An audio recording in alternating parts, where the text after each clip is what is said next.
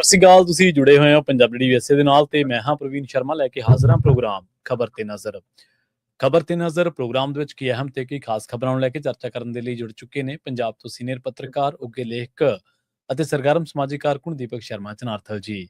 ਸ਼ਰਮਾ ਜੀ, ਸਤਿ ਸ਼੍ਰੀ ਅਕਾਲ। ਸਵਾਗਤ ਹੈ ਜੀ ਪੰਜਾਬੀ ਡੀਵੀਐਸਏ ਤੇ। ਸਤਿ ਸ਼੍ਰੀ ਅਕਾਲ ਪ੍ਰਵੀਨ ਜੀ, ਸਾਰੇ ਦਰਸ਼ਕਾਂ ਨੂੰ ਸਰੋਤਿਆਂ ਨੂੰ ਪਿਆਰ ਭਰੀ ਸਤਿ ਸ਼੍ਰੀ ਅਕਾਲ। ਸਤਿ ਸ਼੍ਰੀ ਅਕਾਲ ਜੀ। ਪ੍ਰੋਗਰਾਮ ਦੇ ਵਿੱਚ ਅੱਗੇ ਵਧਣ ਤੋਂ ਪਹਿਲਾਂ ਧੰਨਵਾਦ ਕਰਦੇ ਚਲੀਏ ਸਪਾਂਸਰਸ ਦਾ, ਜਿਹੜੇ ਜ਼ਰੀਆ ਬਣਦੇ ਨੇ ਇਹਨਾਂ ਪ੍ਰੋਗਰਾਮਾਂ ਨੂੰ ਤੁਹਾਡੇ ਤੱਕ ਪਹੁੰਚਾਉਣ ਦੇ ਲਈ। ਖਾਲਸਾ ਇੰਸ਼ੋਰੈਂਸ ਏਜੰਸੀ ਵਾਲੇ, ਜਿਨ੍ਹਾਂ ਤੋਂ ਤੁਸੀਂ ਹਰ ਤਰੀਕੇ ਦੀ ਇੰਸ਼ੋਰੈਂਸ ਲੈ ਸਕਦੇ ਹੋ। ਇੰਸ਼ੋਰੈਂਸ ਬਾਰੇ ਪਤਾ ਕਰਨ ਦੇ ਲਈ ਇਹਨਾਂ ਦਾ ਨੰਬਰ ਹੈ 468-272-2500। ਇਹ 1992 ਤੋਂ ਲਗਾਤਾਰ ਇੰਸ਼ੋਰੈਂਸ ਬਿਜ਼ਨਸ ਦੇ ਵਿੱਚ ਸ਼ਾਨਦਾਰ ਸੇਵਾਵਾਂ ਦੇ ਰਹੇ ਨੇ ਤੇ ਅਮਰੀਕਾ ਭਰ ਦੇ ਵਿੱਚ ਇੰਸ਼ੋਰੈਂਸ ਕਰਦੇ ਨੇ। ਓਬਾਮਾ ਕੇਅਰ, ਮੈਡੀਕੇਅਰ ਜਾਂ ਫਿਰ ਕਵਰਡ ਕੈਲੀਫੋਰਨੀਆ ਬਾਬਤ ਪਾਲਿਸੀ ਕਰਵਾਉਣ ਦੇ ਲਈ, ਸਲਾਹ ਲੈਣ ਦੇ ਲਈ ਅੱਜ ਹੀ ਕਾਲ ਕਰੋ 468-272-2500 ਤੇ। ਟਰਕੀਅਨ ਇਮੀਗ੍ਰੇਸ਼ਨ ਲਾ ਫਰਮ ਵਾਲੇ, ਜੇ ਟਰਕੀਆਣਾ ਟੋਨੀ ਟਰਕੀਆਣਾ ਦੇ ਨਾਲ ਤੁਸੀਂ ਯੂਐਸ ਇਮੀਗ੍ਰੇਸ਼ਨ ਬਾਬਤ ਕੋਈ ਵੀ ਸਲਾਹ ਕਰਨੀ ਹੈ ਤੇ ਇਹਨਾਂ ਦਾ ਨੰਬਰ ਹੈ 4159090503। ਮਨਦੀਪ ਸਿੰਘ ਸੈਨ ਹੋਜੇ, ਓਂਕਾਰ ਸਿੰਘ ਫਰੈਜ਼ਨੋ, ਗੁਰਨਾਮ ਸਿੰਘ ਐਂਟੀਲੋਪ, ਜਰਨੈਲ ਸਿੰਘ ਸਿਆਟਲ, ਮਨਦੀਪ ਢਿੱਲੋਂ ਯੂਨੀਵਰਸਿਟੀ ਤੇ ਲਾਲੀ ਸਿੰਘ ਗਰੇਵਾਲ ਫਰੀਮੌਂਟ ਤੋਂ। ਇਹਨਾਂ ਸਾਰੇ ਹੀ ਸਪਾਂਸਰਸ ਦਾ ਬਹੁਤ ਬਹੁਤ ਧੰਨਵਾਦ। ਤੇ ਜੇਕਰ ਤੁਸੀਂ ਵੀ ਪੰਜਾਬੀ ਡੀਐਸਏ ਦੇ ਇਹਨਾਂ ਪ੍ਰੋਗਰਾਮਾਂ ਨੂੰ ਸਪਾਂਸਰ ਕਰਨਾ ਚਾਹੁੰਦੇ ਹੋ ਤਾਂ ਸਟੂਡੀਓ ਦਾ ਨੰਬਰ ਹੈ 468-272-5200।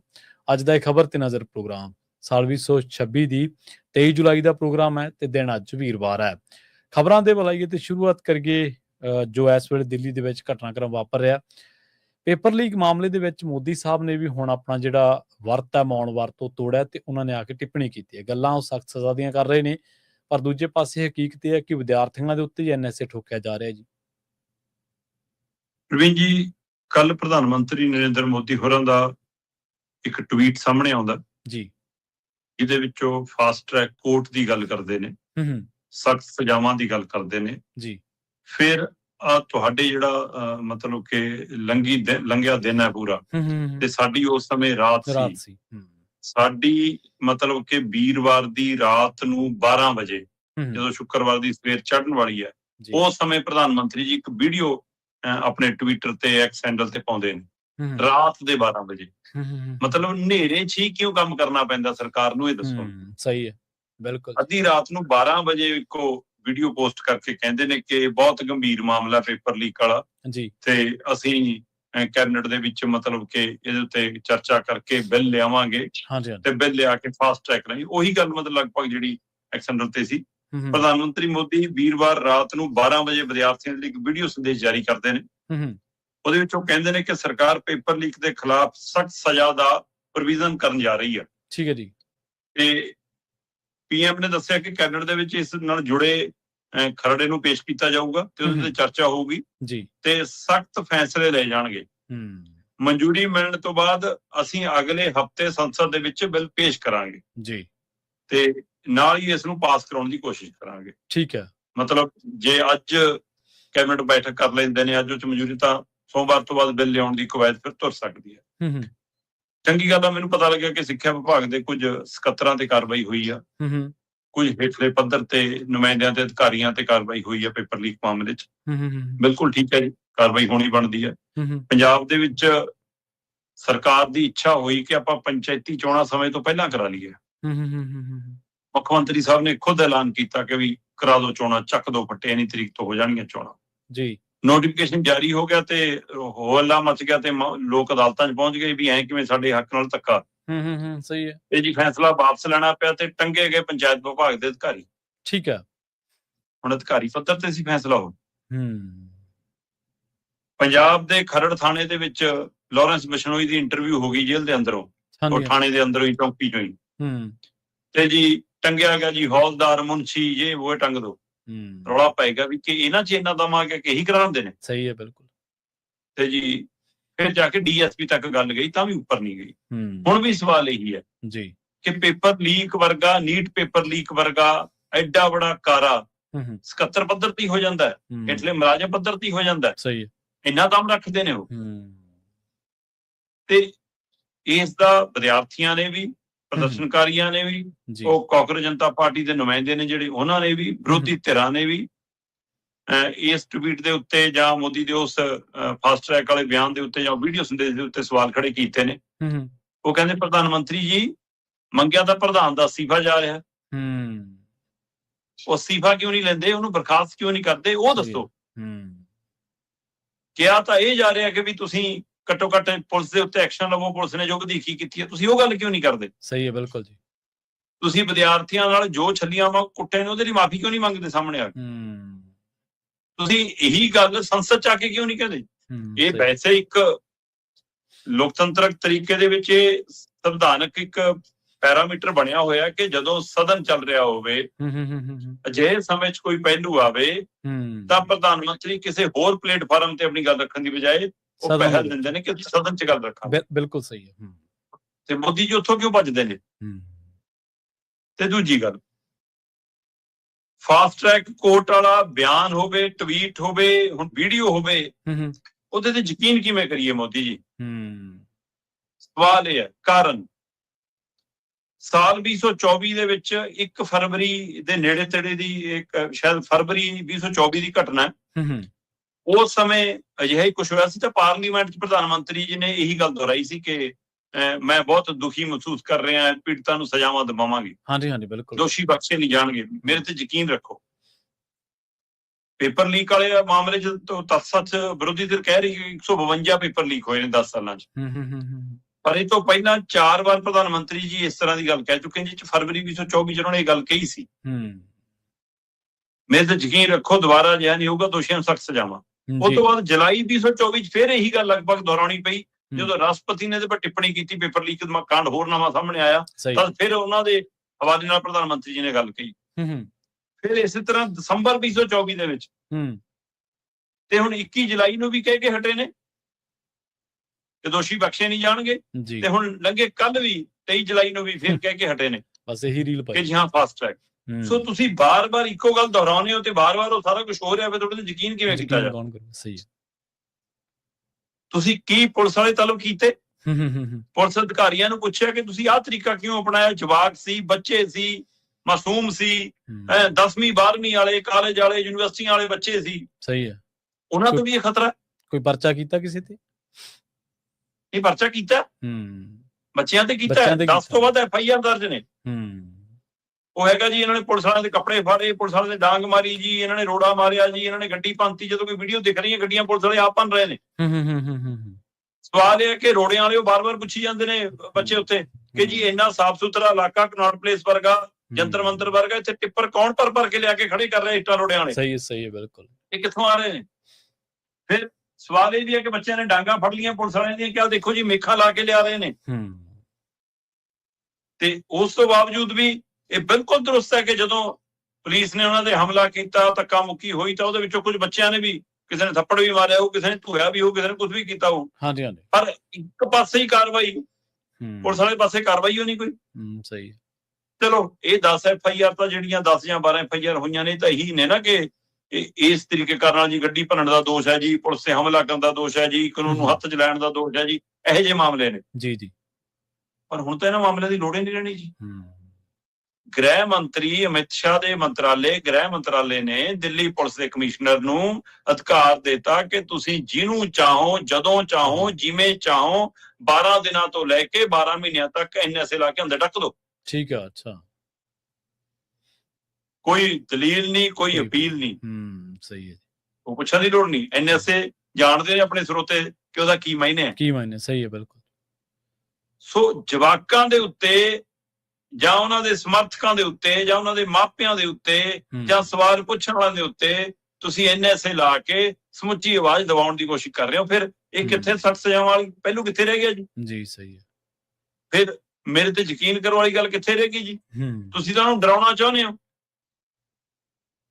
ਪੁਲਿਸ ਵਾਲੇ ਗੱਡੀਆਂ 'ਚ ਬਿਠਾ ਕੇ ਨਿਆਣਿਆਂ ਨੂੰ ਲੈ ਕੇ ਜਾ ਰਹੇ ਨੇ, ਡਰਾਈ ਜਾਂਦੇ ਨੇ ਚਲੇ ਜਾਓ ਇੱਥੋਂ, ਦੁਬਾਰਾ ਨਾ ਆਇਓ ਇੱਧਰ ਨੂੰ, ਦੇਖ ਲਓ ਨਹੀਂ ਤਾਂ ਮੈਂ ਇੱਕ ਥੈਲੀ ਪਾ ਦੂੰਗਾ ਤੁਹਾਡੇ ਤੇ ਚਿੱਟੇ ਦੀ, ਇਹ ਪਾ ਦੂੰਗੇ। ਪੁਲਿਸ ਵਾਲਿਆਂ ਦੀ ਵੀਡੀਓ ਬਣਾਈਆਂ ਬੱਚਿਆਂ ਨੇ। ਸਹੀ ਹੈ, ਬਿਲਕੁਲ। ਕਿ ਤੁਹਾਡੇ ਤੇ ਚਿੱਟਾ ਪਾ ਦਾਂਗੇ, ਪਾਊਡਰ ਪਾ ਦਾਂਗੇ, ਫਿਰ ਸਾਰੀ ਉਮਰ ਲਈ ਅੰਦਰ ਰਹੋਗੇ। ਤੁਸੀਂ FIR ਕੱਟ ਰਹੇ ਹੋ, ਮੈਂ ਕਹਿੰਦਾ ਕਿਸੇ ਮਾਮਲੇ 'ਚ ਕੱਟ ਰਹੇ ਹੋ।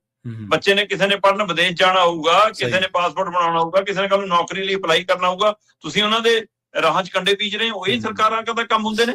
ਭਵਿੱਖ ਤਬਾਹ ਕਰੀ ਜਾਂਦੇ, ਆਉਣ ਵਾਲੀ ਪੀੜ੍ਹੀ ਦੇ ਲਈ, ਆਉਣ ਵਾਲੀ ਭਵਿੱਖ ਦੇ ਲਈ। ਤੁਹਾਡੇ 'ਚ ਦਮ ਕਿਉਂ ਨਹੀਂ ਹੋਣਾ ਗੱਲਬਾਤ ਕਰਨ ਦਾ? ਮੋਦੀ ਜੀ ਰਾਤ ਨੂੰ 12 ਵਜੇ ਟਵੀਟ ਕਰਦੇ ਹੋ, 12 ਵਜੇ ਜੰਤਰ ਮੰਤਰ ਆ ਜਾਂਦੇ। ਸਹੀ। ਛੱਡ ਕੇ ਆ ਜਾਓ ਨਾ ਲਾਲ ਅਕਸ਼ਰ, ਆਪਣਾ ਲਾਲ ਅਕਸ਼ਰ ਜਿਹੜਾ ਚੱਕੀ ਫਿਰਦੇ ਉਹਨੂੰ ਛੱਡੋ ਤੇ ਝੋਲਾ ਚੱਕ ਕੇ ਆ ਜਾਓ, ਉਹਨਾਂ 'ਚ ਬਹਿ ਜਾਓ। ਤੁਸੀਂ ਤਾਂ ਫਕੀਰ ਆ। ਹਾਂ, ਫਕੀਰ ਆ ਕੇ ਫਕੀਰਾਂ ਵਾਂਗ ਆ ਕੇ ਗੱਲ ਕਰ ਲਓ ਨਾ। ਸੋ ਇਸ ਲਈ ਸਰਕਾਰ ਦਿਖਾਉਣਾ ਕੁਝ ਚਾਹੁੰਦੀ ਆ ਜੀ, ਕਰ ਕੁਝ ਹੋਰ ਰਹੀ ਹੈ। ਜੀ, ਜੇ ਪੁਲਿਸ ਕਮਿਸ਼ਨ ਨੂੰ ਅਧਿਕਾਰ ਦਿੱਤਾ ਹੈ ਤੇ ਇਹਦੇ ਮਾਇਨੇ ਕੀ ਨੇ? ਕਿਉਂਕਿ ਉੱਥੇ ਪੁੱਛਣ ਦੀ ਲੋੜ ਨਹੀਂ, ਫਿਰ ਕਿਸੇ ਤੋਂ ਮਨਜ਼ੂਰੀ ਲੈਣ ਦੀ ਲੋੜ ਨਹੀਂ ਹੁਣ ਪੁਲਿਸ ਨੂੰ। ਸਿੱਧਾ ਚੱਕ ਕੇ NSA ਲਾ ਕੇ ਅੰਦਰ ਟੱਕ ਦੇਣਾ ਤੇ 12 ਦਿਨ ਲਾਓ ਚਾਹੇ 12 ਮਹੀਨੇ ਲਾ ਕੇ ਰੱਖੋ, ਇੰਨੇ ਤੱਕ ਦਾ ਅਧਿਕਾਰ ਦੇ ਦਿੱਤਾ ਗਿਆ। ਇਹ ਖਤਰਨਾਕ ਮੋੜ ਹੈ, ਇਹ ਟਕਰਾਲੀ ਸਥਿਤੀ ਵੱਡੀ ਬਣ ਸਕਦੀ ਹੈ ਇਹਦੇ ਨਾਲ। ਜੀ ਬਿਲਕੁਲ ਸਹੀ ਹੈ। ਅਗਲੀ ਗੱਲ ਕਰੀਏ ਸ਼ਰਮਾ ਜੀ, ਦਿੱਲੀ ਵਾਲਾ ਜਿਹੜਾ ਇਹ ਪ੍ਰਦਰਸ਼ਨ ਹੋ ਰਿਹਾ, ਕਿਉਂਕਿ ਧਿਰ ਸਿਆਸੀ ਜਿਹੜੀ ਆ ਇਹਦੇ ਵਿੱਚੋਂ ਆਪਣੀ ਕੋਈ ਰਾਜਨੀਤੀ ਵੀ ਕੱਢਣਾ ਚਾਹੁੰਦੀ ਹੈ ਜੀ? ਦੇਖੋ, ਪਹਿਲੀ ਗੱਲ ਤਾਂ ਇਸ ਦਾ ਸੱਦਾ ਕਾਕਰੋਚ ਜਨਤਾ ਪਾਰਟੀ ਦੇ ਬੈਨਰ ਹੇਠ ਦਿੱਤਾ ਗਿਆ। ਠੀਕ ਹੈ ਜੀ। ਹੁਣ ਉਹਨਾਂ ਨੇ ਕੋਈ ਜਥੇਬੰਦੀ ਨਹੀਂ ਬਣਾਈ ਸੀ, ਉਹਨਾਂ ਨੇ ਵੀ ਪਾਰਟੀ ਬਣਾਈ ਹੈ। ਕਾਕਰੋਚ ਜਨਤਾ ਪਾਰਟੀ ਨਾਂ ਰੱਖਿਆ ਉਹਦਾ। ਉਹ ਮੁੰਡਾ ਅਭਿਜੀਤ ਦੀਪਕੇ ਦਾ ਸੰਬੰਧ ਪੁਰਾਣਾ ਸਾਰੇ ਚਰਚਾ ਚ ਹੈ ਕਿ ਪੋਲੀਟੀਕਲ ਧਿਰਾਂ ਨਾਲ ਰਿਹਾ। ਸਹੀ ਹੈ ਜੀ, ਬਿਲਕੁਲ। ਹੁਣ ਉੱਥੋਂ ਉਹਨੂੰ ਜਾਗ ਲੱਗੀ ਹੈ, ਉੱਥੋਂ ਉਹਨੂੰ ਚੇਤਨਾ ਆਈ ਹੈ ਕਿ ਉੱਥੇ ਕਨੈਕਸ਼ਨ ਅਜੇ ਵੀ ਕਿਤੇ ਜੁੜਿਆ। ਸਹੀ ਹੈ।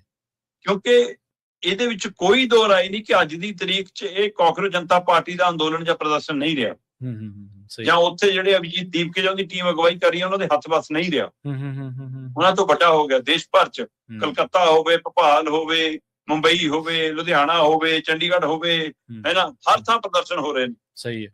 ਬੱਚੇ ਬਾਹਰ ਨਿਕਲੇ ਆਏ। ਜਿਹੜੇ ਬੱਚਿਆਂ ਨੀਟ ਦਾ ਪੇਪਰ ਨਹੀਂ ਦਿੱਤਾ ਉਹ ਵੀ ਸਵਾਲ ਕਰਦੇ ਨੇ ਕਿ ਸਾਡਾ ਭਵਿੱਖ ਅਗਲਾ ਕੀ ਹੋਊਗਾ ਜੀ ਫਿਰ। ਇਸ ਲਈ ਇਹ ਵੱਡਾ ਦਾਇਰਾ ਬਣਦਾ ਜਾ ਰਿਹਾ।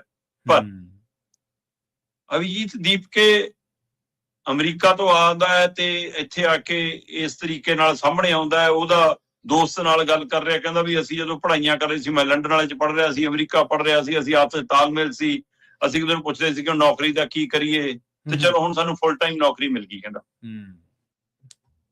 ਅਭਿਜੀਤ ਵੀ ਨਾਲੇ ਖੜਾ, ਉੱਥੇ ਖੜੇ ਇੱਕ ਚੈਨਲ ਤੇ ਇੰਟਰਵਿਊ ਦਿੰਦੇ ਆ, ਗੱਲ ਹੋ ਰਹੀ ਹੈ। ਠੀਕ ਹੈ। ਹੁਣ ਉਹ ਹਾਸੇ ਠੱਟੇ 'ਚ ਗੱਲ ਕਹਿ ਰਹੇ ਨੇ ਕਿ ਗੰਭੀਰਤਾ ਨਾਲ ਲੈਣ ਦੀ ਲੋੜ ਹੈ ਇਹਨੂੰ, ਕਿ ਹਾਂ ਇਹ ਨਵੀਂ ਨੌਕਰੀ ਤੇ ਨੇ। ਸਹੀ ਹੈ। ਦੂਜਾ, ਅਭਿਜੀਤ ਦੀਪਕੇ ਪ੍ਰਦਰਸ਼ਨ ਕਰਨ ਆਉਂਦਾ ਤੇ ਆਉਂਦੇ ਹੀ ਜੀ ਅੱਜ ਮੈਨੂੰ ਮੰਮੀ ਚੇਤੇ ਆ ਗਈ, ਮੈਂ ਚੱਲਿਆ, ਹੁਣ ਮੈਨੂੰ ਗਰਮੀ ਲੱਗਦੀ ਹੈ, ਮੈਨੂੰ ਗੱਡੀ 'ਚ ਬਿਠਾ ਦਿਓ। ਸਹੀ ਹੈ। ਹੁਣ ਜੀ ਸੋਨਮ ਵਾਂਗਚੁਕ ਜੀ ਨੂੰ ਚੱਕ ਕੇ ਲੈ ਗਈ ਪੁਲਿਸ, ਇਸ ਲਈ ਮੈਂ ਮਰਨ ਵਰਤ ਰੱਖਦਾ। ਦੂਏ ਦਿਨ ਮੈਂ ਮਰਨ ਵਰਤ ਤੋੜਤਾ, ਮੈਨੂੰ ਸੋਨਮ ਵਾਂਗਚੁਕ ਜੀ ਨੇ ਕਹਿਤਾ ਤੂੰ ਤੋੜ ਦੇ। ਸਹੀ ਹੈ। ਕੱਲ ਪੋਸਟ ਪਾਤੀ ਕਿ ਜੇ ਇੱਕ ਦਿਨ ਹੁਣ ਮੈਂ ਨਾ ਦਿਖਾਂ ਇੱਥੇ ਜੰਤਰ ਮੰਤਰ ਤੱਕ ਘਬਰਾਇਓ ਨਾ, ਮੈਨੂੰ ਬੁਖਾਰ ਚੜ ਗਿਆ, ਮੈਂ ਆਰਾਮ ਕਰਨ ਚੱਲਿਆ। ਅੱਛਾ, ਐ ਸੰਘਰਸ਼ ਲੜੇ ਇੱਕ ਦਿਨ ਲਈ ਗਾਇਬ ਨੇ ਜਨਾਬ, ਹੈ ਨਾ। ਹੁਣ ਇਹਦੇ ਮਾਇਨੇ ਕੀ ਰੱਖੀਏ ਜੀ, ਗਾਇਬ ਹੋਣ ਦੇ ਅਰਥ ਕੀ ਲਾਉਣਗੇ ਲੋਕ? ਦੱਸੋ ਮੈਨੂੰ। ਇੱਕ ਪਾਸੇ ਤਾਂ ਇਹਦੇ ਉੱਤੇ ਲੋਕ ਨਜ਼ਰਸਾਨੀ ਕਰ ਰਹੇ ਨੇ ਕਿ ਇਹਦੇ ਪਿੱਛੇ ਕੋਈ ਨਵੀਂ ਖਿਚੜੀ ਤਾਂ ਨਹੀਂ ਪੱਕ ਰਹੀ, ਕਿਉਂਕਿ ਸ਼ੰਕੇ ਸ਼ੋਭੇ ਪਹਿਲਾਂ ਪੈਦਾ ਹੋ ਰਹੇ ਨੇ। ਕਿਤੇ ਇਹ ਤਾਂ ਨਹੀਂਗਾ ਕਿ ਸਾਰੀਆਂ ਵਿਰੋਧੀਆਂ ਧਿਰਾਂ ਮੰਨਫੀ ਕਰਕੇ ਸਿਰਫ ਆਪਣੀ ਵਿਰੋਧੀ ਧਿਰ ਖੜੀ ਕਰ ਲੋ। ਉਧਰ ਅੰਨਾ ਹਜ਼ਾਰੇ ਜੀ ਬੈਠ ਕੇ ਮੌਨ ਵਰਤ ਤੇ ਮਹਾਰਾਸ਼ਟਰ ਦੇ ਵਿੱਚ, ਮੈਂ ਵੀ ਇਹਨਾਂ ਦੇ ਹੱਕ 'ਚ ਬੈਠਾ ਜੀ। ਚਲੋ, ਦੂਸਰੇ ਪਾਸੇ ਜਿਹੜੀ ਧਿਰ ਲਗਾਤਾਰ ਬਚਾਉਣ ਦੀ ਕੋਸ਼ਿਸ਼ ਕਰ ਰਹੀ ਹੈ ਸਿੱਖਿਆ ਮੰਤਰੀ ਨੂੰ, ਉਹ ਕਿਹੜੀ ਰਾਜਨੀਤੀ ਕਰ ਰਹੀ ਆ? ਨਹੀਂ ਤਾਂ ਜੇ ਤੁਸੀਂ ਸੱਚੇ ਪੱਕੇ ਹੁੰਦੇ, ਤੁਸੀਂ ਪਹਿਲੇ ਦਿਨ ਕਹਿੰਦੇ ਕਿ ਮੰਤਰੀ ਦਾ ਅਸਤੀਫਾ ਨਹੀਂ, ਅਸੀਂ ਮੰਤਰੀ ਨੂੰ ਕੱਢ ਰਹੇ ਹਾਂ। ਜਾਂਚ ਬਾਅਦ ਚੋਂ ਹੋਊਗੀ, ਪੜਤਾਲ ਬਾਅਦ ਚੋਂ ਹੋਊਗੀ, ਕਾਰਵਾਈ ਬਾਅਦ ਚੋਂ ਹੋਊਗੀ, ਪਹਿਲਾਂ ਤੂੰ ਚੱਲ ਬਈ, ਜ਼ਿੰਮੇਵਾਰ ਤੂੰ ਹੈ, ਤੇਰਾ ਵਿਭਾਗ ਸੀਗਾ, ਜ਼ਿੰਮੇਵਾਰੀ ਕਬੂਲ ਕਰ। 24 ਲੱਖ ਬੱਚਿਆਂ ਦੇ ਭਵਿੱਖ ਦਾ ਸਵਾਲ ਹੈ। ਸਹੀ ਹੈ। 1.32 ਲੱਖ ਕਰੋੜ ਦਾ ਮਸਲਾ ਹੈ ਜਿਹੜਾ ਖਰਚਿਆ ਮਾਪਿਆਂ ਨੇ, ਬੱਚਿਆਂ ਦੇ ਭਵਿੱਖ ਦਾ ਸਵਾਲ ਹੈ। ਤੇ ਤੁਸੀਂ ਪ੍ਰਧਾਨ ਮੰਤਰੀ ਜੀ ਸਾਹਮਣੇ ਆ ਕੇ ਉਸ ਗੱਲ ਲਈ ਨਿੰਦਾ ਵੀ ਨਹੀਂ ਕਰ ਪਾ ਰਹੇ, ਮਾਫੀ ਵੀ ਨਹੀਂ ਮੰਗ ਪਾ ਰਹੇ। ਜਿਹੜਾ ਹੁਣ ਤੁਸੀਂ ਰਾਜਨੀਤੀ ਨਹੀਂ ਕਰ ਰਹੇ ਤਾਂ ਹੋਰ ਕੀ ਕਰ ਰਹੇ ਹੋ? ਵਿਰੋਧੀ ਧਿਰ ਦੇ ਲੀਡਰ, ਵਿਰੋਧੀ ਧਿਰ ਦੇ ਮੈਂਬਰ ਪਾਰਲੀਮੈਂਟ ਜਿਨ੍ਹਾਂ ਨਾਲ ਤੁਸੀਂ ਸਦਨ 'ਚ ਬੈਠਦੇ ਹੋ, ਆਮੋ ਸਾਹਮਣੇ ਬੈਠਦੇ ਹੋ, ਜੀ ਜੀ, ਕੋਈ ਬਾਹਲਾ ਫਰਕ ਨਹੀਂਗਾ ਰੈਂਕ ਦੇ ਵਾਈਜ਼। ਸਹੀ ਹੈ। ਤੇ ਉਹ ਤੁਹਾਡੇ ਸਾਹਮਣੇ ਆ ਕੇ ਜੇ ਬੈਠਦੇ ਨੇ ਤੁਹਾਡੇ ਘਰ ਦੇ ਬੂਹੇ ਤੇ ਉਹਨਾਂ ਨੂੰ ਚੁਕਾਉਣ ਦੀ ਬਜਾਏ, ਪੁਲਿਸ ਬੁਲਾਉਣ ਦੀ ਬਜਾਏ, ਆਪਣੇ ਡਰਾਇੰਗ ਰੂਮ ਦਾ ਬੂਹਾ ਕਿਉਂ ਨਹੀਂ ਖੋਲਿਆ? ਸਹੀ ਹੈ। ਕਿ ਆਜੋ ਵੀ ਅੱਜ ਆਪਾਂ ਇੱਥੇ ਗੱਲ ਕਰ ਲੈਣੇ, ਜੇ ਉੱਥੇ ਨਹੀਂ ਹੁੰਦੀ। ਤੁਸੀਂ ਆ ਹੀ ਗਏ ਹੋ ਤਾਂ ਆਜੋ ਅੰਦਰ ਬਹਿ ਜਾਓ। ਇਹਦੇ ਨਾਲ ਵਿਰੋਧੀ ਧਿਰ ਸਾਰੀ ਕੱਚੀ ਪੈ ਜਾਂਦੀ। ਸਹੀ ਹੈ, ਬਿਲਕੁਲ। ਲੋਕਾਂ ਦੀਆਂ ਤਰੀਕਾ ਭਾਵਨਾਵਾਂ ਬਦਲ ਜਾਂਦੀਆਂ ਨਰਿੰਦਰ ਮੋਦੀ ਪ੍ਰਤੀ। ਪਰ ਨਹੀਂ, ਤੁਹਾਡੇ ਅੰਦਰ ਹੋਮੇ ਹੈ, ਤੁਹਾਡੇ ਅੰਦਰ ਹੰਕਾਰ ਹੈ, ਤੁਹਾਡੇ ਅੰਦਰ ਤਾਕਤ ਦਾ ਨਸ਼ਾ ਹੈ, ਤੇ ਤੁਸੀਂ ਕਹਿੰਦੇ ਹੋ ਕਿ ਇਹਨਾਂ ਨੂੰ ਵੀ ਅਸੀਂ ਮਸਲਾਂਗੇ, ਚੱਕ ਕੇ ਲੈ ਜਾਓ, ਧੂ ਕੇ ਲੈ ਜਾਓ, ਖਿੱਚ ਕੇ ਲੈ ਜਾਓ। ਦੂਸਰੇ ਪਾਸੇ ਵਿਰੋਧੀ ਧਿਰ ਇਸ ਮਸਲੇ ਦੀ ਬਜਾਏ ਰਾਮ ਮੰਦਿਰ ਔਰ ਅਮਰੀਕਾ ਡੀਲ ਵਾਲੇ ਮਸਲੇ ਤੇ ਸੰਸਦ 'ਚ ਜ਼ਿਆਦਾ ਗੱਲ ਕਰਨਾ ਚਾਹੁੰਦੀ ਸੀ। ਠੀਕ ਹੈ ਜੀ। ਉਹਨਾਂ ਦੇ ਏਜੰਡੇ ਤੇ ਮੁੱਖ ਤੌਰ ਤੇ ਮਸਲਾ ਨਹੀਂ ਸੀਗਾ ਨੀਟ ਪੇਪਰ ਵਾਲਾ ਜਾਂ ਵਿਦਿਆਰਥੀਆਂ ਦੇ ਪ੍ਰਦਰਸ਼ਨ ਵਾਲਾ, ਕਿਉਂਕਿ ਉਹਨਾਂ ਨੂੰ ਲੱਗਦਾ ਸੀ ਕਿ ਇਹਦੇ ਨਾਲ ਕਾਂਗਰਸ ਜਨਤਾ ਪਾਰਟੀ ਨਾਲ ਕਿਤੇ ਵੱਡੀ ਹੋ ਜਾਵੇ। ਪਰ ਜਦੋਂ 20 ਜੁਲਾਈ ਵਾਲਾ ਪ੍ਰਦਰਸ਼ਨ ਹੋਇਆ ਤੇ ਦੇਸ਼ ਭਰ 'ਚ ਚਰਚਾ ਤੁਰੀ, ਫਿਰ ਉਹਨਾਂ ਨੂੰ ਲੱਗਿਆ ਕਿ ਅਸੀਂ ਪਿੱਛੇ ਨਾ ਰਹਿ ਜਾਈਏ ਜੀ। ਸਹੀ ਹੈ। ਫਿਰ ਉਹਨਾਂ ਨੇ ਇਸ ਮੁੱਦੇ ਨੂੰ ਕੈਸ਼ ਕਰਨ ਦੇ ਲਈ ਜਦੋਜਹਿਦ ਸ਼ੁਰੂ ਕਰਤੀ। ਹੁਣ ਰਾਹੁਲ ਗਾਂਧੀ ਇਸ ਮੁੱਦੇ ਤੇ ਹੀ ਪਹਿਰੇਦਾਰੀ ਕਰ ਰਿਹਾ ਕਿ ਇਹ ਕਿਤੇ ਇਕੱਲਾ ਕਾਕਰੋਚ ਦੇ ਹੱਥ ਨਾ ਰਹਿ ਜਾਵੇ, ਅਸੀਂ ਇਹਨੂੰ ਟੇਕ ਓਵਰ ਕਰ ਲਈਏ, ਅਸੀਂ ਇਹਨੂੰ ਹਥਿਆ ਲਈਏ, ਅਸੀਂ ਇਹਦੇ ਵਿੱਚ ਕੁਝ ਹਾਸਲ ਕਰ ਲਈਏ। ਹੁਣ ਉਹਦੀ ਇਹ ਨਜ਼ਰ। ਸੋ ਕੁੱਲ ਮਿਲਾ ਕੇ ਰਾਜਨੀਤਿਕ ਧਿਰਾਂ ਹਰ ਘਟਨਾਕ੍ਰਮ ਦੇ ਵਿੱਚ ਉਹਦਾ ਹੱਲ ਕੱਢਣ ਦੀ ਬਜਾਏ, ਸਹੀ ਦੋਸ਼ੀਆਂ ਨੂੰ ਸਜ਼ਾਵਾਂ ਦਿਵਾਉਣ ਦੀ ਬਜਾਏ, ਸਾਰਥਕ ਚਰਚਾ ਕਰਨ ਦੀ ਬਜਾਏ ਸਿਰਫ ਆਪਣੀ ਰਾਜਨੀਤੀ ਕਰ ਰਹੀਆਂ ਕਿ ਕਿਸੇ ਹਿੱਲੇ ਸਾਡੀ ਕਸ਼ਤੀ ਪਰ ਲੱਗ ਜਾਵੇ। ਕਿਸੇ ਨੂੰ ਜਵਾਕਾਂ ਦਾ ਭਵਿੱਖ ਦਾ ਫਿਕਰ ਨਹੀਂਗਾ, ਚਾਹੇ ਉਹ ਰਾਹੁਲ ਹੋਵੇ, ਚਾਹੇ ਮੋਦੀ ਹੋਵੇ, ਤੇ ਚਾਹੇ ਅਭਿਜੀਤ ਦੀਪਕੇ ਹੋਵੇ, ਸਭ ਇਹਦੇ ਵਿੱਚ ਰਾਜਨੀਤੀ ਕਰ ਰਹੇ। ਸਹੀ ਹੈ ਜੀ, ਬਿਲਕੁਲ। ਅਗਲੀ ਗੱਲ ਕਰੀਏ ਸ਼ਰਮਾ ਜੀ ਪਾਵਰਕੌਮ ਦੀ। ਕਹਿੰਦੇ ਪਾਵਰਕੌਮ ਨੂੰ ਹੁਣ 10,000 ਕਰੋੜ ਦਾ ਕਰਜ਼ਾ ਚੱਕਣਾ ਪੈ ਰਿਹਾ ਜੀ। ਪ੍ਰਵੀਨ ਜੀ, ਪਤਾ ਨਹੀਂ ਮਾਨ ਸਰਕਾਰ ਇਹ ਧਾਰ ਕੇ ਹੀ ਆਈ ਹੈ ਕਿ ਅਸੀਂ ਪੰਜਾਬ ਦਾ ਪੱਠਾ ਵਠਾਉਣਾ। ਲਗਾਤਾਰ ਸਰਕਾਰ ਕਰਜ਼ੇ ਚੱਕ ਰਹੀ ਆ। 4.5 ਲੱਖ ਕਰੋੜ ਤੋਂ ਪਾਰ ਹੋ ਜਾਣਾ ਸੀ ਆ ਮਾਰਚ 'ਚ ਜੀ। 31 ਮਾਰਚ ਤੱਕ ਆਉਂਦੇ ਆਪਾਂ ਕਿੰਨੀ ਵਾਰ ਗੱਲਾਂ ਕਰ ਚੁੱਕੇ ਹਾਂ ਕਿ ਅੱਜ 1000 ਕਰੋੜ ਚੱਕ ਲਿਆ, 1500 ਕਰੋੜ ਚੱਕ ਲਿਆ ਜੇ, ਅੱਜ 3000 ਕਰੋੜ ਦੀ ਅਪਲਾਈ ਕਰਤੀ। ਸਰਕਾਰ ਲਗਾਤਾਰ ਕਰਜ਼ੇ ਲੈ ਰਹੀ ਹੈ। ਦੂਸਰੇ ਪਾਸੇ ਤੁਸੀਂ ਦਿੱਲੀ ਜਾ ਕੇ ਮਗਰਮੱਛ ਦੇ ਹੰਝੂ ਰੋਂਦੇ ਹੋ ਕਿ ਪੁਲਿਸ ਨੇ ਆਹ ਕਰਤਾ ਜੀ, ਪੁਲਿਸ ਨੇ ਉਹ ਕਰਤਾ, ਤੇ ਤੁਸੀਂ ਪੰਜਾਬ 'ਚ ਕੀ ਕਰ ਰਹੇ ਹੋ ਜੀ? ਸਹੀ। ਤੁਹਾਤੋਂ ਪੰਜਾਬ ਯੂਨੀਵਰਸਿਟੀ ਵਾਲੇ ਮਸਲੇ ਤੇ ਕਿਉਂ ਨਹੀਂ ਬੋਲ ਹੁੰਦਾ? ਤੁਹਾਡੇ ਕੱਚੇ ਮੁਲਾਜ਼ਮਾਂ ਨੂੰ ਪਟਿਆਲੇ 'ਚ ਪੁਲਿਸ ਨੇ ਕੁੱਟਿਆ, ਕਿਹਦੀ ਪੁਲਿਸ ਸੀ? ਸਹੀ ਹੈ। ਤੁਹਾਡੀ ਪੁਲਿਸ ਨੇ ਖੰਨੇ ਜੋ ਕੁਝ ਮਨਰੇਗਾ ਵਾਲਿਆਂ ਮੁਲਾਜ਼ਮਾਂ ਨਾਲ, ਕਰਮਚਾਰੀਆਂ ਨਾਲ ਕੀਤਾ, ਉਹ ਕਿਹਦੀ ਪੁਲਿਸ ਸੀ? ਬਰਨਾਲੇ ਦੇ ਵਿੱਚ ਸਫਾਈ ਸੇਵਕਾਂ ਨਾਲ ਜਿਨ੍ਹਾਂ ਨੂੰ ਤੁਸੀਂ ਪੀੜ ਕੇ ਰੱਖਦੇ ਹੋ, ਉਸ ਭਾਈਚਾਰੇ ਨੂੰ ਜਿਹਨੂੰ ਧੱਕ ਕੇ ਪਿੱਛੇ ਰੱਖਦੇ ਹੋ, ਉਹਨਾਂ ਨਾਲ ਪੁਲਿਸ ਨੇ ਜਿਹੋ ਜਿਹਾ ਵਿਵਹਾਰ ਕੀਤਾ, ਉਹਦੇ ਵਿੱਚੋਂ ਝਲਕਦਾ ਸੀ ਜਿਵੇਂ ਕਿ ਅੰਦਰੋਂ ਤੁਸੀਂ ਉਸ ਦੀ ਜਾਤ ਨੂੰ ਲੈ ਕੇ ਕੁੱਟਮਾਰ ਕਰ ਰਹੇ ਹੋ। ਸਹੀ, ਬਿਲਕੁਲ। ਉਹ ਜਿਹੜਾ ਉਹਨਾਂ ਨੇ ਤਰੀਕਾਕਾਰ ਅਪਣਾਇਆ, ਉਹ ਵੈਸ਼ੀਪਣਾ ਉਹਦੇ ਉੱਤੇ ਨਜ਼ਰ ਨਹੀਂ ਦਿਖਦੀ ਜੀ। ਉਹ ਇਹੀ ਸਤਿਕਾਰ ਹੈ। ਮਤਲਬ ਬੀਬੀਆਂ ਨੂੰ ਬੰਦੇ ਕੁੱਟ ਰਹੇ ਸੀ। ਸਹੀ ਹੈ। ਔਰ ਧੂ ਰਹੇ ਸੀ। ਸੋ ਉਹ ਦਿਖਦਾ ਨਹੀਂਗਾ। ਸੋ ਸਰਕਾਰਾਂ ਅਸਲੀ ਮੁੱਦਿਆਂ ਨੂੰ ਛੂਹਣ ਤੋਂ ਭਗੌੜੀਆਂ ਨੇ, ਮਹਿਜ ਨਰੇਟਿਵ ਸਿਰਜ ਰਹੀਆਂ ਨੇ। ਹੁਣ ਇਸ ਮਸਲੇ ਤੇ ਨਜ਼ਰਸਾਨੀ ਕਰਨਗੇ ਮੁੱਖ ਮੰਤਰੀ ਭਗਵੰਤ ਮਾਨ ਜੀ ਕਿ ਬਈ ਟੇਲਾਂ ਤੱਕ ਪਾਣੀ ਪਹੁੰਚਾਤਾ ਸੀ ਜੀ, ਨਹਿਰਾਂ ਚੋਂ ਸਪਲਾਈ ਦੇਤੀ ਜੀ, ਲੋਕ ਕਹਿੰਦੇ ਸਾਨੂੰ ਝੋਨਾ ਵਾਹੁਣਾ ਪੈ ਰਿਹਾ। ਸਹੀ। ਲੋਕ ਕਹਿੰਦੇ ਸਾਨੂੰ ਜੀ ਪਾਣੀ ਨਹੀਂ ਪੂਰਾ ਮਿਲ ਰਿਹਾ, ਪਾਣੀ ਨਹੀਂ ਮਿਲ ਰਿਹਾ, ਅੰਦਰ ਬਿਜਲੀ ਨਹੀਂ ਪੂਰੀ ਆ ਰਹੀ। ਤੁਸੀਂ ਤਾਂ ਕਹਿੰਦੇ ਸੀ 9 ਤੋਂ 5 ਦੀ ਡਿਊਟੀ ਕਰਤੀ ਅਸੀਂ ਕਿਸਾਨਾਂ ਦੀ, ਕਿ 9 ਤੋਂ 5 ਬਾਗੂਆ ਵਾਂਗ ਜਾਇਆ ਕਰੋ ਜੀ, 9 ਤੋਂ 5 ਮੋਟਰਾਂ ਦਾ ਟਾਈਮ, ਮਤਲਬ ਕਿ ਇਹ ਕਰਤਾ ਮੈਂ ਬਿਜਲੀ ਆਉਣ ਦਾ, ਮੋਟਰਾਂ ਚੱਲਿਆ ਕਰਨਗੇ, ਆ ਜਾ ਕਰਿਓ। ਉਹ ਕਹਿੰਦੇ ਪੂਰੀ ਤਾਂ ਦੇ ਦਿਓ ਬਿਜਲੀ। ਸਹੀ। ਪਿੰਡਾਂ 'ਚ ਵੈਸੇ ਕੱਟ ਲੱਗ ਰਹੇ ਨੇ, ਅਜੇ ਤਾਂ ਮੌਸਮ ਪਿਛਲੇ 2-4 ਦਿਨਾਂ ਤੋਂ ਠੀਕ ਚੱਲ ਰਿਹਾ ਮਾੜਾ ਮੋਟਾ, ਤਾਂ ਕਰਕੇ ਉਨੀ ਡਿਮਾਂਡ ਨਹੀਂ ਬਿਜਲੀ ਦੀ। ਤੇ ਹਰ ਸਾਲ ਪਿਛਲੇ ਸਾਲ ਨਾਲੋਂ 1000-1200 ਮੈਗਾਵਾਟ ਵਧਣੀ ਹੁੰਦੀ ਹੈ। ਪ੍ਰਬੰਧ ਕਿਹਨੇ ਕਰਨੇ ਆ? ਸਹੀ ਹੈ, ਬਿਲਕੁਲ। ਸਰਕਾਰ ਤੁਹਾਡੀ ਹੈ। ਦੂਸਰਾ, ਹੁਣ ਇੱਕ ਪਾਸੇ ਤਾਂ ਬਿਜਲੀ ਸੰਕਟ ਦਿਖਦਾ, ਦੂਸਰੇ ਪਾਸੇ ਪਾਵਰਕੌਮ ਦਾ ਆਰਥਿਕ ਸੰਕਟ ਦਿਖਣ ਲੱਗ ਗਿਆ। ਸਹੀ ਹੈ।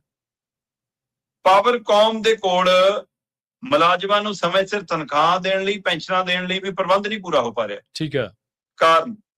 ਕਾਰਨ ਸਿੱਧਾ ਜਾਏ ਕਿ ਜੀ ਉਹ ਕਹਿੰਦੇ ਸਾਡੇ ਕੋਲੋਂ ਜਿਹੜੀਆਂ ਇਹ ਮੁਫਤ ਬਿਜਲੀ ਦੀਆਂ ਸਕੀਮਾਂ ਚਲਵਾਉਂਦੇ ਨੇ, ਉਹਦੀ ਸਬਸਿਡੀ ਵੀ ਸਮੇਂ ਸਿਰ ਅਦਾ ਨਹੀਂ ਕਰਦੇ। ਹੁਣ ਤੁਸੀਂ 300 ਯੂਨਿਟ ਵਾਲਾ ਫਾਰਮੂਲਾ ਚਲਾਇਆ ਹੋਇਆ ਜੀ ਕਿ 300 ਯੂਨਿਟ ਅਸੀਂ ਮੁਫਤ ਦੇਣਾ ਜੀ, ਤੇ ਅਸੀਂ ਉਹਦੀ ਜੀ ਭਰਪਾਈ ਪਾਵਰਕੌਮ ਨੂੰ ਕਰਕੇ ਦੇਵਾਂਗੇ। ਸਮਾਗਮਾਂ 'ਚ ਖੜਾ ਕਰ ਲੈਣਗੇ ਪਾਵਰਕੌਮ ਵਾਲੇ ਅਧਿਕਾਰੀ ਨੂੰ, ਦੱਸੋ ਜੀ ਮਿਲ ਗਏ ਪੈਸੇ? ਹਾਂਜੀ ਮਿਲ ਗਏ ਜੀ। ਸਹੀ ਹੈ। 7000 ਕਰੋੜ ਤੋਂ ਵੱਧ ਬਕਾਇਆ ਖੜਾ ਸਰਕਾਰ ਕੰਨੀ। ਦੱਸੋ ਇਹਨੂੰ ਪਾਵਰਕੌਮ ਦਾ ਭੱਠਾ ਨਹੀਂ ਬੈਠੂਗਾ ਤਾਂ ਹੋਰ ਕੀ ਹੋਊਗਾ? ਜੀ ਸਹੀ ਹੈ। 7000 ਕਰੋੜ। ਪੰਜਾਬ ਦੇ ਵਿੱਚ 80% ਤੋਂ ਬਾਅਦ ਵੱਧ ਮੁਲਾਜ਼ਮ ਪਾਵਰਕੌਮ ਦੇ ਹੜਤਾਲ ਤੇ ਨੇ। ਡੀਏ ਵਾਲੇ ਮਾਮਲੇ 'ਚ ਤੁਹਾਤੋਂ ਗੱਲ ਤਨ ਪੱਤਾ ਨਹੀਂ ਲੱਗ ਰਹੀ, ਅਦਾਲਤ 'ਚ ਫੈਸਲਾ ਰਾਖਵਾਂ ਹੋ ਗਿਆ, ਤੁਸੀਂ ਉਹ ਤੋਂ ਬਚਣਾ ਚਾਹੁੰਦੇ ਕਿ ਟੱਪ ਜਵੇ, ਜੇ ਇੱਥੇ ਨਾਲ ਕਣੀ ਅਸੀਂ ਸੁਪਰੀਮ ਕੋਰਟ ਵੀ ਚਲੇ ਜਾਵਾਂਗੇ, ਤੁਸੀਂ ਦੇਣਾ ਨਹੀਂ ਚਾਹੁੰਦੇ ਡੀਏ ਦੇ ਪੈਸੇ। ਇੱਧਰ ਪਾਵਰਕੌਮ ਦੇ ਮੁਲਾਜ਼ਮ 80% 'ਚ ਹੜਤਾਲ ਤੇ ਹੁਣ, ਤੇ ਅੰਦਾਜ਼ਾ ਲਾ ਲਓ ਸਥਿਤੀ ਕੀ ਹੈ ਪੰਜਾਬ 'ਚ। ਸਹੀ ਹੈ ਜੀ, ਬਿਲਕੁਲ। ਹੁਣ ਆ ਜੋ ਪਾਵਰਕੌਮ ਕਹਿੰਦੇ ਵੀ ਸਾਡਾ ਨਹੀਂ ਸਰਦਾ, ਅਸੀਂ 10,000 ਕਰੋੜ ਦਾ ਕਰਜ਼ਾ ਚੱਕਾਂਗੇ। ਠੀਕ ਹੈ। ਤੇ ਸਰਕਾਰ ਕਹਿੰਦੀ ਅਸੀਂ ਨਹੀਂ ਗਰੰਟੀ ਦੇ ਸਕਦੇ ਤੁਹਾਡੀ। ਸਰਕਾਰ ਦੀ ਗਰੰਟੀ ਤੋਂ ਬਿਨਾਂ ਜੇ ਉਹਨਾਂ ਨੇ ਕਰਜ਼ਾ ਚੱਕਣਾ ਤਾਂ ਕਿਵੇਂ ਚੱਕਣਗੇ ਜੀ? ਸਵਾਲ ਤਾਂ ਇਹ ਹੈ। ਸਹੀ ਹੈ, ਬਿਲਕੁਲ। ਜੇ ਪਾਵਰਕੌਮ ਨੂੰ 7000 ਕਰੋੜ ਜਿਹੜਾ ਬਿਜਲੀ ਸਬਸਿਡੀ ਦਾ ਬਕਾਇਆ ਖੜਾ ਹੈ ਉਹ ਮਿਲ ਜਵੇ, 2600 ਕਰੋੜ ਦੇ ਕਰੀਬ ਸਰਕਾਰੀ ਵਿਭਾਗਾਂ ਦੇ ਬਿੱਲ ਦੇ ਬਕਾਏ ਖੜੇ ਨੇ।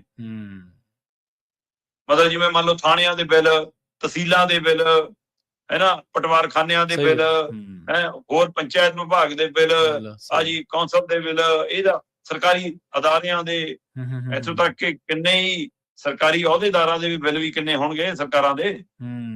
2600 ਕਰੋੜ ਦਾ ਸਰਕਾਰੀ ਵਿਭਾਗਾਂ ਦੇ ਬਿੱਲ ਬਕਾਇਆ ਖੜਾ ਤੇ 7000 ਸਰਕਾਰ ਵਾਲੇ ਪਾਸੇ ਖੜਾ। ਸਹੀ ਹੈ, 9600 ਕਰੋੜ ਬਣਦਾ ਤੇ ਸਰਕਾਰ ਕਹਿੰਦੀ ਅਸੀਂ 10000 ਕਰੋੜ ਨੂੰ ਕਰਜ਼ੇ ਦੀ ਤੁਰੰਤ ਲੋੜ ਹੈ।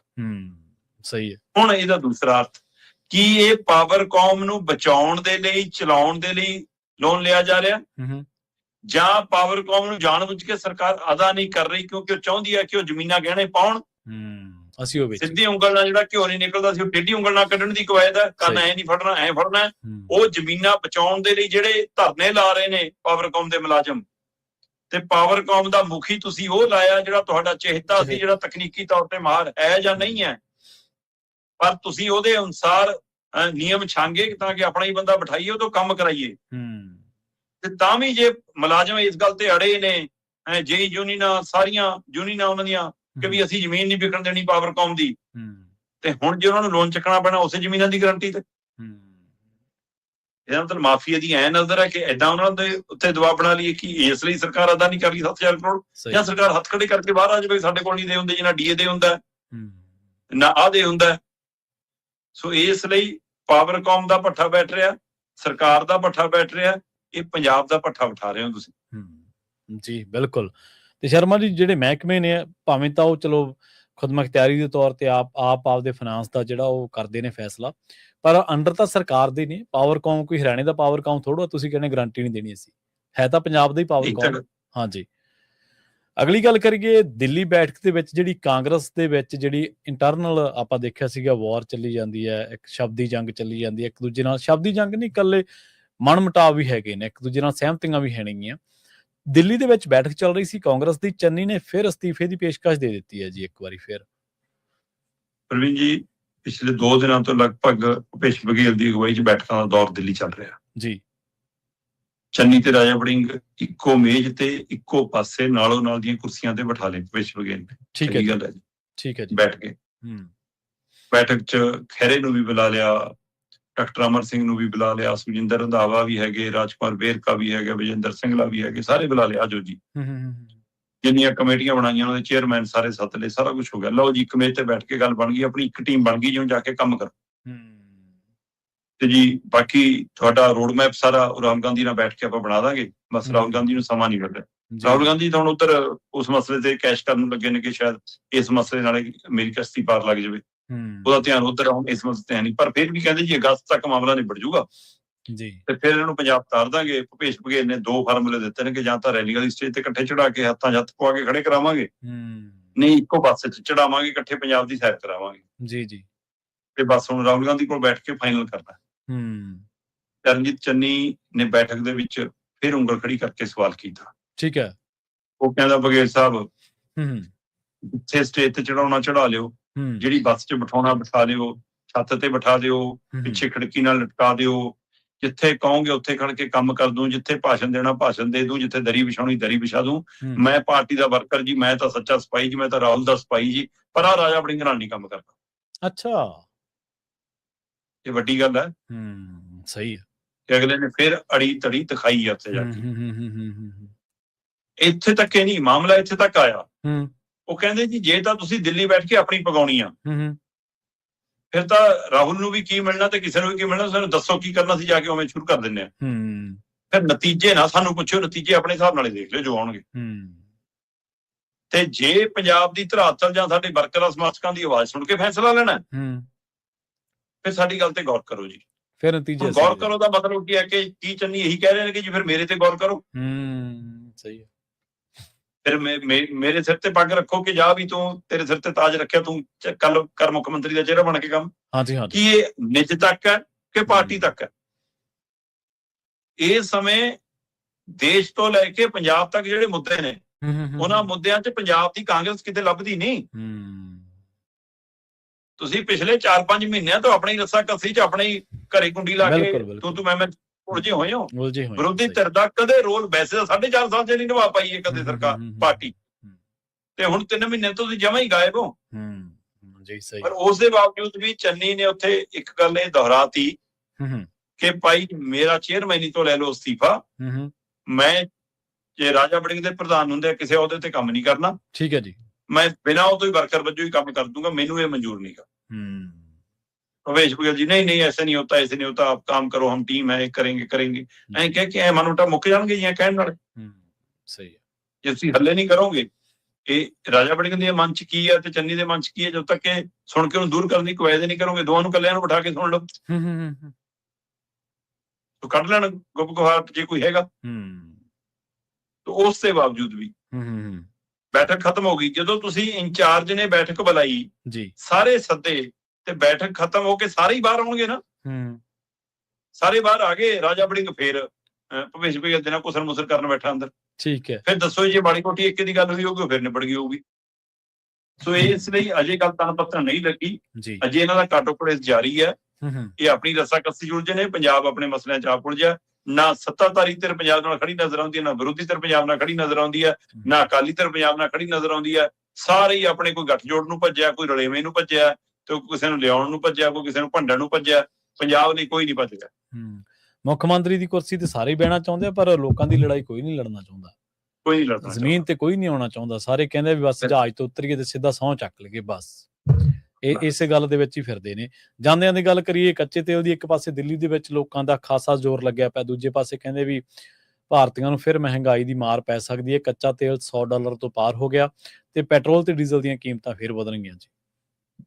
ਪ੍ਰਵੀਨ ਜੀ, ਬੜੀ ਚਿੰਤਾਜਨਕ ਸਥਿਤੀ ਆ। ਜੀ ਜੀ, ਜੋ ਕੁਛ ਲਗਾਤਾਰ ਵਾਪਰ ਰਿਹਾ ਦੇਸ਼ ਦੁਨੀਆ ਦੇ ਵਿੱਚ, ਖਾਸ ਕਰਕੇ ਜਿਹੜੀਆਂ ਵੈਸਟ ਏਸ਼ੀਆ ਦੀਆਂ ਚ ਲਗਾਤਾਰ ਵਿਗੜਦੇ ਹਾਲਾਤ ਨੇ, ਹੈ ਨਾ, ਮਤਲਬ ਅਮਰੀਕਾ ਤੇ ਈਰਾਨ ਦੇ ਵਿੱਚ ਅਜੇ ਵੀ ਤਣਾਅ ਵਾਲਾ ਮਾਹੌਲ, ਹਮਲੇ, ਹੈ ਨਾ, ਉਹੀ ਕਹਿੰਦਾ ਡਰੋਨ ਹਮਲੇ, ਇੱਕ ਦੂਜੇ ਤੇ ਬੰਬਬਾਰੀ, ਉਹ ਉਹਨਾਂ ਦੇ ਫੌਜੀ ਟਿਕਾਣੇ ਵਾਲੇ ਗਵਾਂਢੀ ਮੁਲਕਾਂ ਚ ਹਮਲੇ ਕਰ ਰਿਹਾ, ਇਹ ਉਹਨਾਂ ਦੇ ਟਿਕਾਣਿਆਂ ਤੇ ਹਮਲੇ ਕਰ ਰਹੇ ਨੇ। ਹਾਰਮੁਜ਼ ਦੇ ਵਿੱਚ ਫਿਰ ਦਿੱਕਤਾਂ ਨੇ, ਤੇ ਤੇਲ ਦੀ ਸਪਲਾਈ ਖਪਤ ਦੇ ਉੱਤੇ ਅਸਰ ਪੈ ਗਿਆ। ਤੇ ਇਜ਼ਰਾਈਲ ਕਹਿੰਦਾ ਮੈਂ ਤਾਂ ਹਲੇ ਬੈਠ ਕੇ ਤਮਾਸ਼ਾ ਦੇਖ ਰਿਹਾ, ਹੈ ਨਾ, ਮੈਂ ਨਹੀਂ ਵਿੱਚ ਕੁਝ ਪੈਣਾ। ਤੇ ਇਹ ਸਾਰਿਆਂ ਦੇ ਦਰਮਿਆਨ ਜਿਹੜਾ $65-67 ਪ੍ਰਤੀ ਬੈਰਲ ਤੇ ਆ ਗਿਆ ਸੀ ਕੱਚਾ ਤੇਲ, ਉਹ $100 ਦੇ ਪਾਰ ਚਲਾ ਗਿਆ। ਸਹੀ ਹੈ, ਇਹ $100 ਦੇ ਪਾਰ ਦਾ ਮਤਲਬ ਹੈ ਕਿ ਸਾਡੇ ਇੱਥੇ 9000 ਦੇ ਲਗਭਗ ਉੱਪਰ ਚਲਾ ਗਿਆ। ਜੀ ਜੀ ਜੀ, ਤੇ 9000 ਦੇ ਗੇਟ ਦੇ ਵਿੱਚ ਜੇ ਪ੍ਰਤੀ ਬੈਰਲ ਤੱਕ ਆ ਗਿਆ, ਇਹ ਅਗਸਤ ਵਾਲੀ ਸਪਲਾਈ ਹੈ।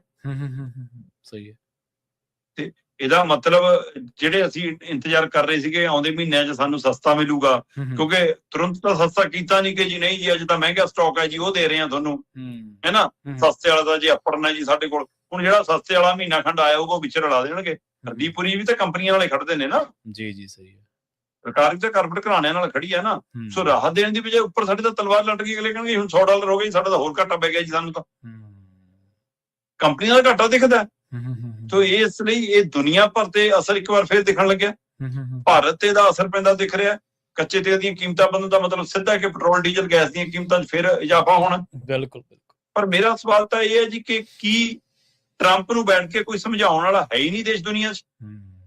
ਜੀ, ਕਿ ਦੁਨੀਆ ਭਰ ਦੇ ਲੀਡਰ ਇੱਕ ਸੁਰ ਹੋ ਕੇ ਉਹਨੂੰ ਸਮਝਾ ਹੀ ਨਹੀਂ ਜਾ ਸਕਦੇ, ਅਕਲ ਦਾ ਦਾਣਾ ਪਾ ਹੀ ਨਹੀਂ ਸਕਦੇ।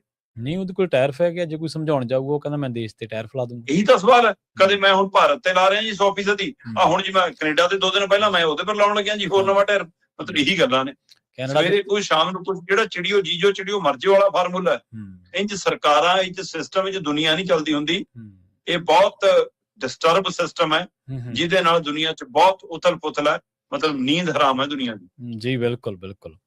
ਜੇ ਸੰਘਰਸ਼ ਇਸੇ ਤਰ੍ਹਾਂ ਹੀ ਹੋਰ ਚੱਲਦਾ ਰਿਹਾ ਤਾਂ ਜਿਹੜੀ ਦੁਨੀਆ ਭਰ ਦੀ ਇਕਨੋਮੀ ਹੈ ਉਹਨੂੰ ਬਹੁਤ ਵੱਡਾ ਧੱਕਾ ਵੱਜੂਗਾ। ਹੁਣ ਤੱਕ ਤਾਂ ਚਲੋ ਕਦੇ ਰੁਕ ਗਿਆ, ਕਦੇ ਚੱਲ ਪਿਆ, ਉਹ ਗੱਲ ਵੱਖਰੀ ਹੈ। ਪਰ ਜਦ ਆਪਾਂ ਨੂੰ ਪਤਾ ਜਦੋਂ ਇਸ ਤਰ੍ਹਾਂ ਦੀ ਮਹਿੰਗਾਈ ਲਗਾਤਾਰ ਵੱਧਦੀ ਹੈ ਜਾਂ ਕੌਮਾਂਤਰੀ ਪੱਧਰ ਤੇ ਕੋਈ ਤਣਾਅ ਵੱਧਦਾ ਤਾਂ ਉਹ ਪਤਾ ਹੀ ਹੈ ਤੁਹਾਨੂੰ, ਰੂਸ ਯੂਕਰੇਨ ਜੰਗ ਤੋਂ ਬਾਅਦ ਪੱਛਮ ਦੇ ਵਿੱਚ ਕੀ ਹਾਲ ਹੋਇਆ ਸੀ, ਯੂਰਪ ਦੇ ਵਿੱਚ ਕੀ ਹਾਲ ਹੋਇਆ ਸੀ। ਪ੍ਰਵੀਨ ਜੀ, ਜੋ ਵੀ ਹੋਵੇ, ਇੱਕ ਗੱਲ ਸੱਚਾਈ ਹੈ ਕਿ ਕਾਰਪੋਰੇਟ ਘਰਾਣੇ ਜਦੋਂ ਫਿਰ ਕੀਮਤਾਂ ਵੱਧ ਜਾਂਦੀਆਂ, ਕੁਝ ਵੱਧ ਜਾਂਦੀਆਂ, ਉਹ ਵਾਪਸ ਪੁਰਾਣੀ ਸਥਿਤੀ 'ਚ ਨਹੀਂ ਆਉਂਦੀਆਂ। ਤੇਲ ਤੂਲ ਵਾਲੀਆਂ ਤਾਂ ਆ ਜਾਣਗੀਆਂ। ਓਵਰਆਲ ਮਹਿੰਗਾਈ ਵਾਲਾ ਮਸਲਾ, ਕਰੋਨਾ ਕਾਲ ਦੇ ਵਿੱਚ ਜਹਾਜ਼ਾਂ ਨੇ, ਇਹਨਾਂ ਅਦਾਰਿਆਂ ਨੇ ਜੋ ਰੇਟ ਵਧਾਏ, ਮੁੜ ਕੇ ਦੱਸੋ ਕਿੱਥੇ? ਜਿਹੜੀਆਂ ਸਹੂਲਤਾਂ ਖੋਈਆਂ ਉਹ ਸਹੂਲਤਾਂ ਵੀ ਮੁੜ ਕੇ ਬਹਾਲ ਨਹੀਂ ਹੋਈਆਂ। ਜੀ ਬਿਲਕੁਲ। ਤੇ ਸ਼ਰਮਾ ਜੀ, ਇਹਨਾਂ ਸਾਰੀਆਂ ਖਬਰਾਂ ਦੇ ਲਈ, ਇਹਨਾਂ ਜਾਣਕਾਰੀਆਂ ਦੇ ਲਈ ਤੁਹਾਡਾ ਬਹੁਤ ਧੰਨਵਾਦ ਜੀ। ਸਤਿ ਸ੍ਰੀ ਅਕਾਲ ਜੀ। ਪ੍ਰੋਗਰਾਮ ਖਬਰ ਤੇ ਨਜ਼ਰ ਨੂੰ ਆਪਾਂ ਇੱਥੇ ਸਮਾਪਤ ਕਰਾਂਗੇ। ਤੁਹਾਡਾ ਸਾਰਿਆਂ ਦਾ ਵੀ ਬਹੁਤ ਧੰਨਵਾਦ। ਸਤਿ ਸ਼੍ਰੀ ਅਕਾਲ। ਜੁੜੇ ਰਹੋ ਪੰਜਾਬੀ ਰੇਡੀਓ US।